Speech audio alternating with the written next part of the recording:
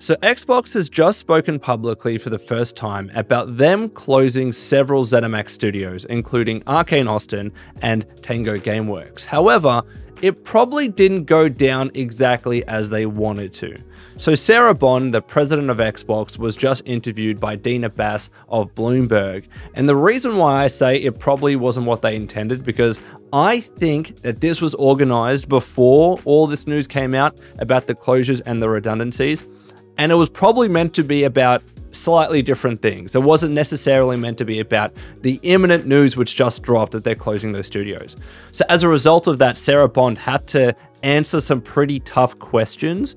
And also, given the elephant in the room, Bloomberg had to ask those questions. They couldn't just, one, miss out on that opportunity, but also two, they couldn't just let that go because they are journalists at heart. They have to answer the hard questions at times. So I reckon because of this, it made Xbox and Sarah Bond a little bit uncomfortable, and understandably so, in the situation.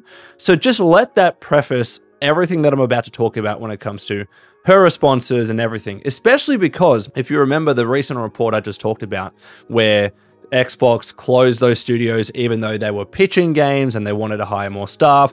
There was a town hall and apparently there's more closures to come. That report was also from Bloomberg and it was from Jason Schreier, another journalist. So I guess a bit of uncomfortableness all around, but let me get into the questions and what exactly was said by Sarah Bond in response. So if you enjoyed this video, please like, subscribe if you're new, with notifications if that's possible. But let's get into it. So the initial question was a bit of an icebreaker, talking about the general industry. It's not growing. You've said this publicly, both you and Phil Spencer, etc., etc. How do you reverse that? How does Xbox turn that around? Sarah Bond was like, yeah, the industry has been flat in terms of growth for the past year, even though we had great releases last year, which we did.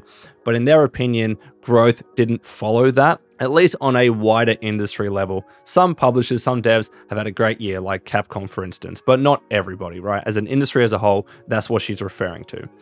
And she's also said the obvious, that cost and time associated with making especially AAA games have ballooned and they've gone up. So their focus at Xbox is how they do things to keep the industry all up and ensuring, of course, their brand is there through this moment of transition. So I mentioned that this was probably a bit of an icebreaker question. You don't start with the hardest question from the get-go because it just puts the person being interviewed on the back foot. But then the very next question, the second question of this interview, was about those studio closures. So Dina asked, Xbox announced the shuttering of 4 game studios. How should we and gamers understand that move in terms of Microsoft's commitment to developing innovative, exclusive games? A very good question, a very poignant question. And Sarah Bond responded by saying the following. And I'm not exactly quoting her word for word, but broadly this is what she was saying. She said, it's always, of course, extraordinarily hard when you have to make decisions like that. When they looked at the industry's fundamental trends, they felt a deep responsibility to ensure the games we make, the devices we build, and the services we offer are there through moments, even when the industry isn't growing. The news we announced earlier this week is an outcome of that and our commitment to making sure the business is healthy for the long term. Our commitment to having our own studios and working with partners to have games, large and small, doesn't really change. We're a platform where you can play GTA, Power World, COD, Pentiment, and our commitment to Bethesda and the role that it plays is part of Xbox and everything we do. And she also talked a little bit about the Fallout TV show and how great that is, and people will go back to playing the Fallout games and da-da-da-da-da. She also mentioned that they do have some great games coming later this year, which we know, like Indiana Jones and the Great Circle, and they of course have their showcase next month, where we should hear more about those titles. But then she closes on that question at least by saying, right now for us and our teams, our focus is on the people impacted and doing everything we can do to help them through this hard transition. So you can't necessarily say that Sarah Bond was blindsided by this. The way these things usually go, they're usually given a heads up, like, hey, we kind of have to talk about this, right? I very much expected that happened prior. And also as well, Sarah is not silly. Xbox is not silly. They would have absolutely prepped her to deal with that question, given the news just being dropped and given this interview taking place so close. Sarah Bond, to some extent, would have been prepared and she would have known that those kinds of questions were coming. But regardless of that, understandably, she seemed a little bit uncomfortable and a little bit, stressed to answer those questions. Like the way that she was blinking and looking around, it's clear that she didn't necessarily want to answer those questions. And yeah, she's not necessarily the head of Xbox Game Studios, and we don't know if she was the one or one of the key people that made this decision. She probably could have been, she might not have been. This could have come down from Microsoft, from Phil, sorry. We don't know whether she was actually involved. I'm going to suspect that she, of course, had a say. She, of course, had a contribution. But ultimately, who was the determining factor here? Who made this decision? We're going to guess and speculate in that regard. Some people might think it was higher up Microsoft execs like Satya saying, hey, you need to reduce costs. And then they figured that that was the best way to do it. I don't know. But all I'm saying is that she looked a little bit uncomfortable. And she tried to answer this question as well as she could without actually directly getting to the crux of the question itself. And especially in later questions, you'll see this, but she was talking about how, you know, in the long term, this is why we made this decision, industry growth, we want to make sure that we're there and the industry is growing, and this was part of that. So she didn't really get into the specifics and the fundamentals as to why Arkane Austin and Tango Gameworks and Roundhouse and AlphaDog themselves were closed. Were they not profitable? Were their games not successful enough? Did they have too many staff members involved? Were they just pitching new games and they didn't want to have those titles be developed? Were they stretched thin as a central Xbox team?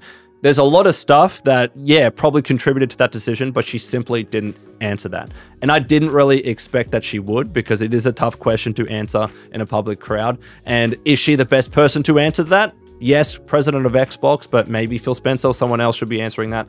I don't know. At least answering that more in depth. So she was in a pretty tough place when it came to this question.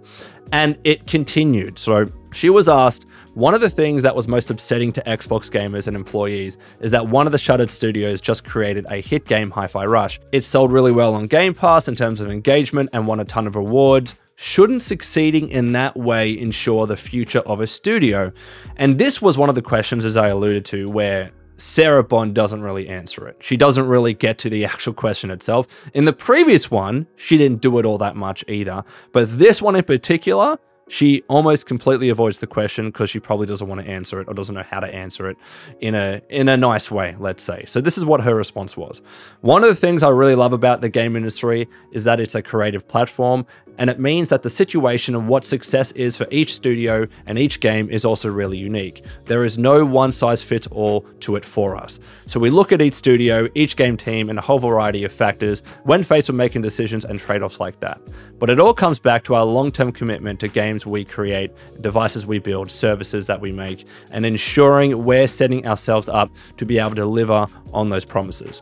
So didn't really answer the question, didn't actually answer the crux of the question about why HiFi Rush, a game that was successful, that you said was successful, that did numbers on Game Pass, was played by millions of players, didn't necessarily address why a studio like that, behind a game like that, would be shut down, right? What does success mean to ensure studios aren't getting shut down? She was much vaguer in her response. There's factors that we consider and da-da-da-da-da. And she was asked a number of other questions in this interview. I will link it, by the way, in the description below if you want to watch it yourselves, because it wasn't just about the layoffs. She was also asked about their plans for mobile gaming, especially after the Activision Blizzard acquisition. So she actually announced, and I don't think this was known, but in July, they're going to be launching their own mobile store experience. They're going to start by bringing their own first-party games to that experience, so games like Candy Crush and Minecraft, etc. I'm assuming King's going to be a big part of that. And things will roll out over time, and their intention is, of course, to bring that capability in that store to third-party partners and to other companies to have a true cross-platform gaming-centric mobile experience. And she's hoping that they can do that shortly after launch. They're going to be starting on the web, so it's accessible, independent of App Store policies, and they'll extend from there.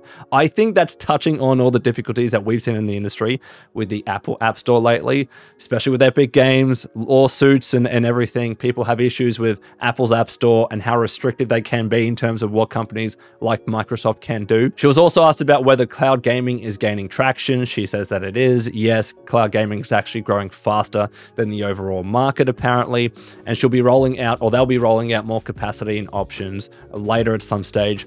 And then she was asked another hard question, so I want to focus on this one. She was asked about exclusivity. We saw that earlier this year, as I've touched on, that Xbox kind of backtracked on their previous statements about exclusivity, and they're bringing their games, their exclusives, to competitive platforms like PlayStation 5 and Nintendo Switch. They have, of course, always been doing that with PC, but PC has always been a part of what Xbox is, right? They haven't really done that with PlayStation and Nintendo Switch in the past. I think the one exception to that, of course, Minecraft, but they acquired Minecraft when it was already multi-platform. The one exception to that was Ori when it was brought to the Nintendo Switch. So she was asked, you know, you've had a big change here of approach and strategy. Earlier this year, Xbox announced it was bringing a slate of Xbox-developed games and exclusives to rival platforms. She was asked PlayStation and Switch, of course. That was a big change and unsettling for some Xbox hardware fans. How is it going so far? So Sarah responds by saying it's early days. She doesn't have specific data to share, but they are encouraged by the reception. And at Xbox, they have been putting games on the other platforms for a long time. So she referenced Minecraft, but as I said, when Mojang was acquired by them, it was already a multi-platform game, so it doesn't really count. She also mentioned Bethesda. Doesn't really count. They acquired Bethesda when they were doing multi-plat games. She also mentioned Activision Blizzard. Again, doesn't really count. She's kind of like saying, you know, these teams and these studios are now part of us, and they're doing multi-plat games, so we've always been doing it, but there's a little bit of context and nuance there. And then she says it's a decision that they make on a game-by-game basis, and as we move forward and continue to execute on our strategy. So, as I've said, expect more Xbox exclusives to come to other platforms. For sure, expect Hellblade 2 coming out to Xbox in a couple of weeks or a few weeks. I would be surprised if that game doesn't come to Switch or if it doesn't come to PlayStation to make a little bit of extra money. Maybe not straight away, but eventually, once they've made their sales and people on Game Pass have given it a go, and hopefully maybe for them, Game Pass subscriptions go up a little bit for people to be able to play Hellblade. Maybe after that, they do a second run on PlayStation or Switch if it can support it to make a little bit of extra money. And then she was also asked about the console market, hardware. She was asked the energy around the console is a little challenged right now. Many of the hardcore long-term consumers are worried about releases on other platforms, and that may indicate Xbox is defocusing its own hardware. What would you say to them? And she actually gives a pretty lengthy response here. I think it's because Sarah Bond is really involved with the hardware at Xbox. If you remember in that previous podcast with Phil Spencer and Matt Booty, she was the one answering the questions about the next-gen Xbox. So I think she specifically is really involved with the next Xbox console, the next hardware that they're developing. So I think this is why she's so knowledgeable and comfortable answering a question like this to such depth. So what she says in response is, number one, I think people are worried not just about Xbox, but the general industry. It's not just us, essentially, is what she said. But then she goes on to say, specifically for core gamers, our focus and my focus has been on engineering and building that next-gen hardware experience that really taps into their needs. Our focus is on delivering the biggest leap ever. This is the same line again that she used in that previous podcast. That's about thinking through every aspect of what that hardware and experience delivers with the core gamer in mind. And that is about power and performance. That's absolutely part of it. So I know it's challenging to take Xbox on their word at the moment. I understand people's, hesitance to do that, especially with the exclusivity thing and the recent closures and redundancies. But she is committing and kind of confirming that power and performance will be part of it. And that's one thing that I believe. Like, if you actually look at what Xbox has been doing with the Series X, for instance, it's more powerful than the PlayStation 5. I wouldn't be shocked if Xbox decide to make their next console even more powerful than what PlayStation does. I think that's the one thing that you can kind of bet on, right? But then she also says, but it's also about the ability to be able to play all the games. People have invested thousands of hours into games on Xbox. They want those gamers to be able to take those games to the hardware of the future. One of the decisions I made when I became president of Xbox was to establish a team dedicated to that and ensuring future generations can take those things with you forward. So this is yet another occasion of Sarah Bond saying that we are dedicated to game preservation, at least their way of it. We don't know what form it's actually going to take, whether it's going to be true game preservation or just their own form of it. But she is confirming again that they have their own team for game preservation and they want you to be able to play your existing library of Xbox games on the next gen Xbox hardware. So again, whether or not you want to believe it, it's up to you. I know it's a difficult time right now when it comes to that, but I do expect you are going to be able to play at least some Xbox games on the next hardware. It is going to be backwards compatible to some extent because it is a selling point, right? It is a selling point for a console to be able to say, hey, while the library, the next-gen library is a little light right now, you can still play your old games, but at better frame rates, at better resolutions. Hopefully that's part of it because that would actually be a smart play. But also as well, it would be another bad hit to their PR and to their public trust if they went back on this word. So with this one, I'm leaning towards it actually happening. Like when it comes to performance beforehand, that one is, I'm much more confident on that. But when it comes to this, maybe they do game preservation in their own way. Maybe it's not as open as people would like, but they still have the ability on the next-gen hardware for you to be able to play your old games. I expect that to happen, just like how I expect Nintendo to do that with the next Switch, and probably PlayStation to do that with the next PlayStation in the PlayStation 6. I think that's also a relatively sure bet, but let me know what you think in the comments below. And then she also says the next part of that is gamers being able to bring their games with them wherever they want to play.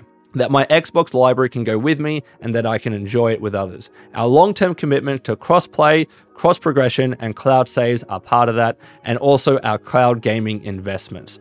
So, they've been doing cross-progression, cross-saves, cross-play as much as they can. We've seen Phil Spencer also talk a little bit negatively publicly about 76 and how, why doesn't that have cross-progression or cross-play?